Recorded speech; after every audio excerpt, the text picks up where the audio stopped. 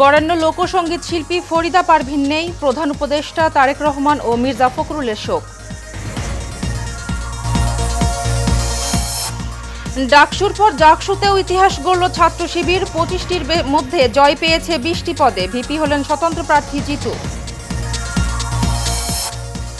সংস্কারের রূপরেখা ভিন্নভাবে উপস্থাপন করা হচ্ছে বললেন আলী রিয়াজ, সুষ্ঠু নির্বাচনের জন্য সহযোগিতার আহ্বান সালাহউদ্দিনের। এবং রাজধানী সহ সারা দেশে ডেঙ্গুর পাশাপাশি নতুন করে আতঙ্ক চিকুনগুনিয়া।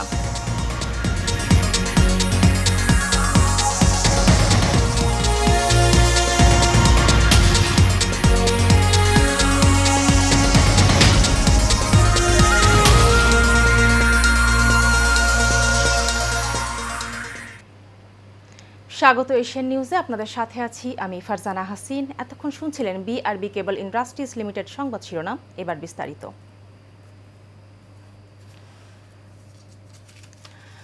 লোকসঙ্গীতের বরেণ্য শিল্পী ফরিদা পারভীন মারা গেছেন। শনিবার রাত 10টা 15 তিনি মারা যান। খবরটি নিশ্চিত করেন ইউনিভার্সাল মেডিকেল কলেজ হাসপাতালের ব্যবস্থাপনা পরিচালক আশিস কুমার চক্রবর্তী। মৃত্যুকালে ফরিদা পারভীনের বয়স হয়েছিল 71। তিনি স্বামী এবং 4 সন্তান রেখে গেছেন। ফরিদা পারভীনের দীর্ঘদিন ধরে কিডনি জটিলতায় ভুগছিলেন।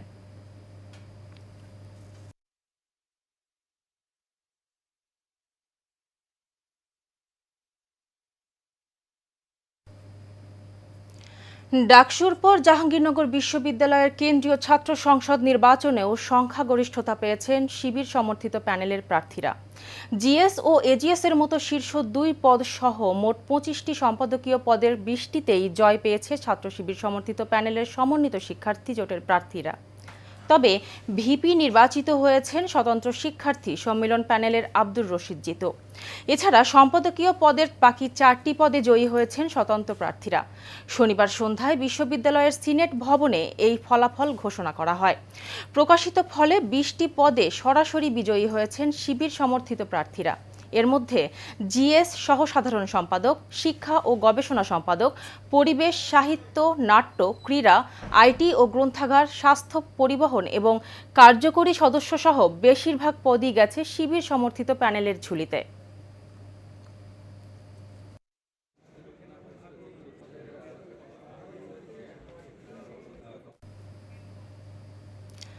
জাতীয় ঐকমত্য কমিশন নাগরিক সমাজের প্রতিনিধিদের মতামতের ভিত্তিতেই সংস্কারের রূপরেখা দিয়েছে, কিন্তু কেউ কেউ তা ভিন্নভাবে উপস্থাপন করেছে বলে মন্তব্য করেছেন জাতীয় ঐকমত্য কমিশনের সহসভাপতি ডক্টর আলী রিয়াজ।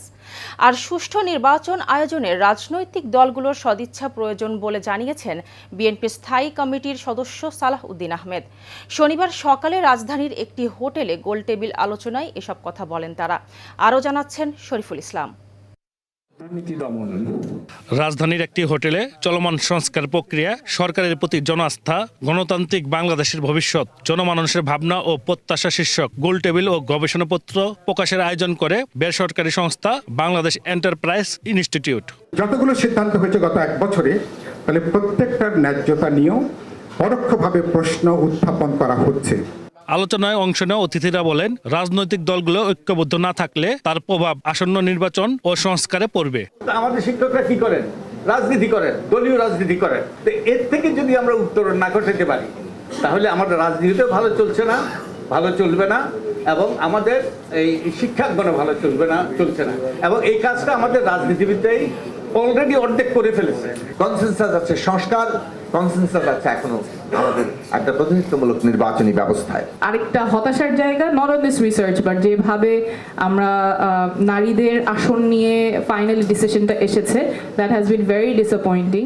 এই সময় বিএনপির স্থায়ী কমিটির অন্যতম সদস্য সালাউদ্দিন আহমেদ বলেন, পরবর্তী সংসদ ছাড়া সংবিধান সংশোধনের কোনো বৈধ প্রক্রিয়া ঐকমত্য কমিশন বের করতে পারলে বিএনপি তাতে রাজি থাকবে। সাংবিধানিক সংস্কারগুলো যদি এখনই কার্যকর করতে হয়, তাহলে সেরকম কোনো পন্থা আছে কিনা সেটা আপনারাই প্রস্তাব করুন। যদি সেরকম কোনো আইনানুগ বৈধ পন্থা থাকে, আমরা তার সাথে একমত হব। কিন্তু যদি এমন কোনো প্রক্রিয়া আমরা এলাও করি যে প্রক্রিয়ার মধ্য দিয়ে বিদ্যমান সংবিধানের সাথে প্যারালাল আর একটা সংবিধান কাজ করবে, তাহলে রাষ্ট্রে এটা নৈরাজ্য সৃষ্টি করার একটা সুযোগ সৃষ্টি করে দেয়া হবে। আর ঐক্যমত্য কমিশনের সহসভাপতি ডক্টর আলী রিয়াজের প্রশ্ন, নির্বাচনে যদি গণতন্ত্র উত্তোলনের একমাত্র পথ হতো তাহলে দেশে এখনো গণতন্ত্র প্রতিষ্ঠা হয়নি কেন? আমাদের রাজনীতিবিদরা কম বেশি এই জায়গায় আটকে যাচ্ছেন যেন একটা নির্বাচনই হচ্ছে উত্তরণে, গণতন্ত্রের উত্তরণের পথ। তো তাই যদি হবে তাহলে আমাদের দেশে গণতন্ত্র প্রাতিষ্ঠানিক রূপ পেল না। যারা আজকে ৭২-এর সংবিধানের জন্য অত্যন্ত বেশি মাত্রায় আয়োজন করেন তাদের আমি জিজ্ঞাসা করতে চাই, কোথায় ছিলেন ৭৫ সালের জানুয়ারিতে? রাজনৈতিক মতপার্থক্য থাকলেও জুলাই অর্জিত জাতীয় ঐক্য অটুট রাখার প্রত্যয় ব্যক্ত করেন অতিথিরা। Shariful Islam, Asian television, Dhaka. রাজধানী সহ সারা দেশে ডেঙ্গুর পাশাপাশি নতুন করে ছড়াচ্ছে চিকুনগুনিয়া। এডিস মশাবাহিত এই রোগে ঘরে ঘরে আক্রান্ত হচ্ছেন মানুষ। স্বাস্থ্য অধিদপ্তরের তথ্যানুসারে চিকুনগুনিয়ায় মৃত্যুহার কম হলেও দীর্ঘমেয়াদী প্রভাব অত্যন্ত ভয়াবহ বলে জানান চিকিৎসকরা। তাই অবহেলা না করে প্রতিরোধ ব্যবস্থা গড়ে তোলার পাশাপাশি চিকিৎসকের শরণাপন্ন হওয়ার পরামর্শও দিয়েছেন তারা। কাউসার আহমেদের রিপোর্টে বিস্তারিত। ঘরে ঘরে এখন উচ্চ জ্বর ও তীব্র ব্যথার রোগী। এই ধরনের লক্ষণ নিয়ে এখন হাসপাতালে ভিড় করছেন রোগীরা। এডিস মশাবাহিত রোগ, ডেঙ্গু এবং চিকুনগুনিয়ার লক্ষণ এগুলো। ডেঙ্গুতে প্লাটিলেট কমে গিয়ে রক্তক্ষরণের ঝুঁকি থাকে, অন্যদিকে চিকুনগুনিয়ায় প্লাটিলেট সাধারণ স্বাভাবিক থাকে, কিন্তু গিরার ব্যথা হয় অসহনীয় এবং দীর্ঘস্থায়ী। চিকিৎসকরা বলছেন মৃত্যু ঝুঁকি কম হলেও দীর্ঘস্থায়ী পঙ্গুত্বের কারণ হতে পারে এই রোগ। এডিস মশা দিয়ে ডেঙ্গু হচ্ছে, চিকুনগুনিয়া হচ্ছে, জিকাও হচ্ছে। জিকাটা আমাদের এখানে অনেকটাই কম, কিন্তু চিকুনগুনিয়াতে প্রাদুর্ভাব কিন্তু এবার বেশি দেখা যাচ্ছে গত বছরের তুলনায়। চিকুনগুনিয়াতে আসলে যেহেতু মৃত্যু ঝুঁকিটা অনেকটাই কম, যার ফলে আমরা ডেঙ্গু নিয়ে বেশি সতর্ক থাকি, আর মৃত্যু হারটা অনেক বেশি। তবে চিকুনগুনিয়া হলে একটা সমস্যা হচ্ছে দীর্ঘমেয়াদী অনেক ব্যথা থাকে, গায়ে হাত পায়ে গিটে গিটে প্রচণ্ড পেইন থাকে, এবং পেইনটা এত বেশি যে মানুষ হাঁটতেও মানুষ পারে না। এই জন্য চিকুনগুনিয়া প্রতিরোধ করা দরকার। জ্বর সেরে যাওয়ার পরও এই ব্যথা মাসব্যাপী এমনকি বছরব্যাপী স্থায়ী হতে পারে বলে জানান এই চিকিৎসক। তাই অবহেলা না করে চিকিৎসকের শরণাপন্ন হওয়ার আহ্বান জানান তিনি। সিজনাল ফ্লুটাও কিন্তু হচ্ছে, সব কিছু মিলে জ্বর যখন আমার তো জানতে পারে না তার কি ডেঙ্গু, চিকুনগুনিয়া নাকি অন্য কোনো কারণে জ্বর বা কোভিড হচ্ছে কিনা, সেই জন্য চিকিৎসকের কাছে অবশ্যই আসতে হবে, এবং এই সময়টা খেয়াল রাখতে হবে যখনই ঘুমায় দিনে বা রাত্রে অবশ্যই মশারির মধ্যে, সাথে একটু লম্বা হাতে জামা কাপড় পরে বাবার সাথে একটু বাইরে বের হলো, মোজাটা পড়লো। নর্মাল সিজনাল ফ্লু নাকি ডেঙ্গু নাকি চিকুনগুনিয়া, সেক্ষেত্রে অবশ্যই শুরুতে দরকার সবাই সচেতনতা হওয়া, জ্বর ঠান্ডা কিছু যাওয়া হোক না কেন চিকিৎসকের পরামর্শ নেওয়া। জানান চিকুনগুনিয়ার কোনো নির্দিষ্ট ভ্যাকসিন বা ওষুধ নেই, তাই প্রতিরোধী হলো বাঁচার একমাত্র উপায়। এজন্য এডিস মশার বংশবিস্তার রোধ করতে হবে। মানুষ সচেতন হয়েছে আগের চেয়ে অনেকটা, বলবো যে না হয়নি যে না, হয়েছে, কিন্তু আরও বেশি বাড়ানো দরকার, আরও বেশি নিজেকে অ্যালার্ট থাকতে হবে, নিজেকে ভালো রাখতে হবে, পরিবারকে ভালো রাখতে হবে, দেশকে ভালো রাখতে হবে। কাউসার আহমেদ, এশিয়ান টেলিভিশন, ঢাকা। এবার দেশের বাইরের খবর। নেপালের অন্তর্বর্তী সরকারের প্রধান হিসেবে শপথ নিলেন দেশটির সাবেক প্রধান বিচারপতি সুশীলা কার্কি। শুক্রবার রাতে অন্তর্বর্তী সরকারের প্রধানমন্ত্রীর দায়িত্ব নেয়ার পর সংসদ ভেঙে দেয়া হয়। একই সাথে আগামী ২০২৬ সালের মার্চে দেশটিতে নির্বাচনের সিদ্ধান্ত নেওয়া হয়। সুশীলা কার্কির নেতৃত্বে ছোট মন্ত্রিসভার একটি সরকার গঠিত হয়েছে। এটির মেয়াদ থাকবে ৬ মাস। প্রেসিডেন্টের প্রেস উপদেষ্টা কিরণ পোখরেল বার্তা সংস্থা এএফপিকে জানায়, প্রধানমন্ত্রীর সুপারিশে সংসদ ভেঙে দেওয়া হয়েছে। নতুন নির্বাচনের তারিখ ২০২৬ সালের ৫ মার্চ নির্ধারণ করা হয়েছে। এই সময়ের মধ্যে অন্তর্বর্তী সরকার নতুন নির্বাচন আয়োজনের ম্যান্ডেট দেয়া হয়।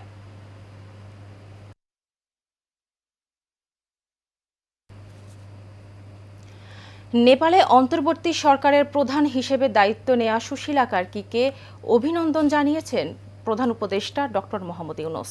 শনিবার প্রধান উপদেষ্টার কার্যালয় থেকে অভিনন্দন পত্রটি পাঠানো হয়। সুশীলা কার্কিকে পাঠানো অভিনন্দন বার্তায় ডক্টর মোহাম্মদ ইউনূস বলেন, নেপালের প্রধানমন্ত্রী হিসেবে দায়িত্ব নেয়ার জন্য বাংলাদেশ সরকার, জনগণ এবং তার নিজের পক্ষ থেকে আন্তরিক অভিনন্দন। একটি সংকটময় ও চ্যালেঞ্জিং সময়ে আপনার প্রধানমন্ত্রী হওয়া আপনার প্রতি জনগণের আস্থা ও বিশ্বাসের প্রতিফলন। অভিনন্দন বার্তায় সম্প্রতি নেপালের আন্দোলনের সময় প্রাণহানির ঘটনায় সমবেদনাও জানান প্রধান উপদেষ্টা।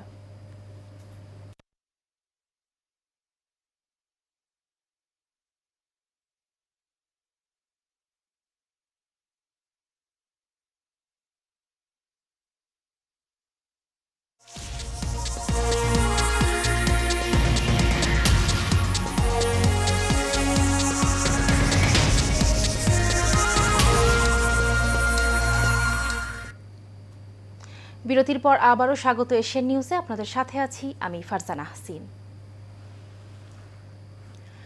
রাজধানীতে বিশুদ্ধ খাবারের প্রতিশ্রুতি দিয়ে যাত্রা শুরু করেছে দেশি আহার রেস্টুরেন্ট। মিরপুরের কালশী প্রধান সড়ক সাংবাদিক আবাসিক এলাকার উল্টো পাশে পল্লবীতে দেশি আহার স্বল্প মূল্যে পরিবার পরিজন নিয়ে সুষম খাদ্যের ব্যবস্থা রেখেছেন বলে জানায় রেস্টুরেন্টের পরিচালক সাংবাদিক আবুল হাসান মনি।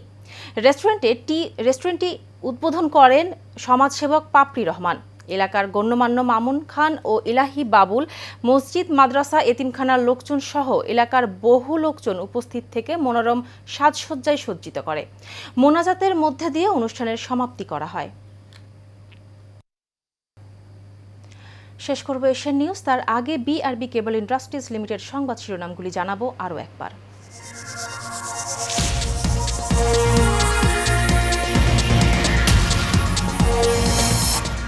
বরেণ্য লোকসঙ্গীত শিল্পী ফরিদা পারভিন নেই, প্রধান উপদেষ্টা তারেক রহমান ও মির্জা ফখরুলের শোক। ডাকসুর পর জাকসুতেও ইতিহাস গড়ল ছাত্র শিবির, 25টির মধ্যে জয় পেয়েছে 20টি পদে, ভিপি হলেন স্বতন্ত্র প্রার্থী জিতু। সংস্কারের রূপরেখা ভিন্নভাবে উপস্থাপন করা হচ্ছে বললেন আলী রিয়াজ, সুষ্ঠু নির্বাচনের জন্য সহযোগিতার আহ্বান সালাহউদ্দিনের। এবং রাজধানী সহ সারা দেশে ডেঙ্গুর পাশাপাশি নতুন করে আতঙ্ক চিকুনগুনিয়া।